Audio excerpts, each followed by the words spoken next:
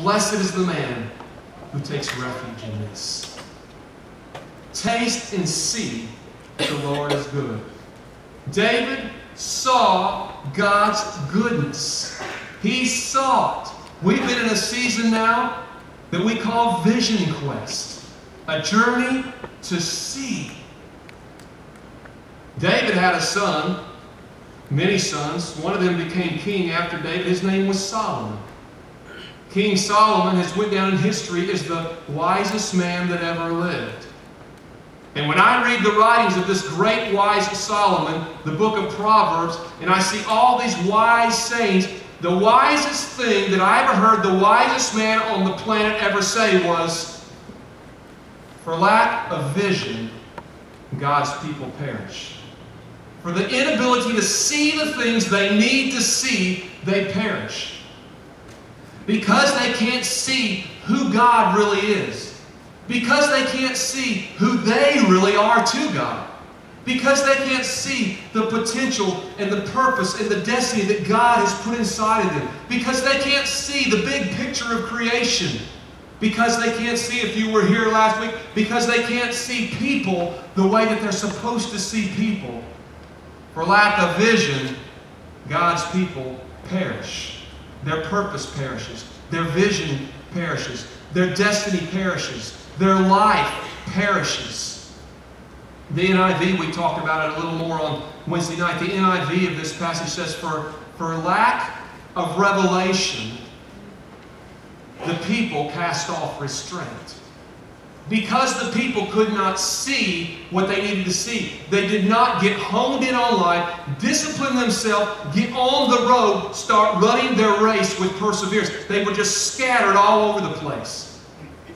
They had no restraint in life whatsoever. They were just out there and all over the place.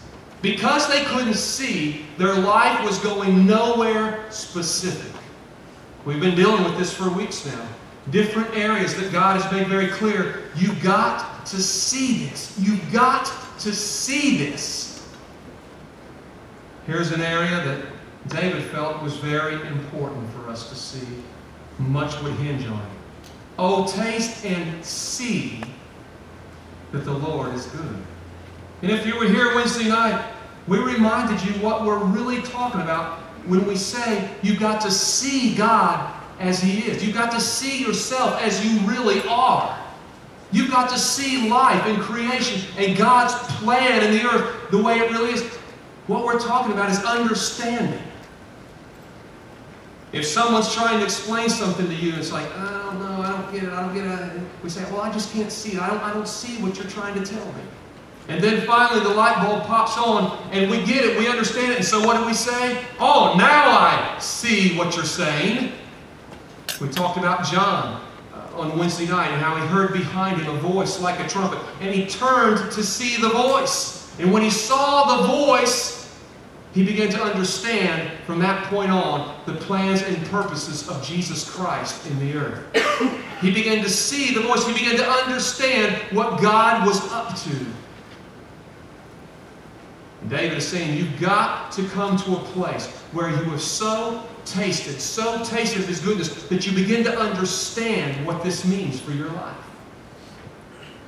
A man on the lam, on the run, hiding in despicable places.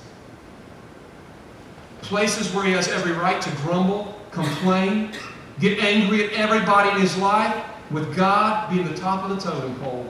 Why have you forsaken me? Do you not remember when I had more faith than anybody else and killed that giant? Where are you at now? Saul, he saved Saul's kingdom when he slew Goliath. Now this same king, instead of appreciating him, is trying to hunt him down and kill him. A man who has every right to fall on his own sword. And nobody really say much about it. Well, look what he was going through. And yet this man, in a situation beyond our comprehension today, writes the words that reveals his heart. Oh, taste and see, the Lord is good. And blessed is this man for taking refuge in that.